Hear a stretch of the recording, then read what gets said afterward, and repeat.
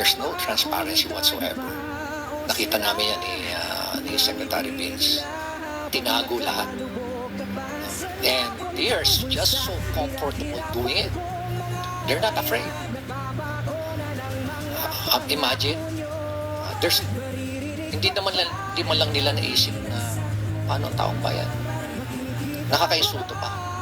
Ito nga, lately nga, sinabi pa na yung involved na congressman dyan, si Saldico, he did not abandon it. It was a sacrifice. My God!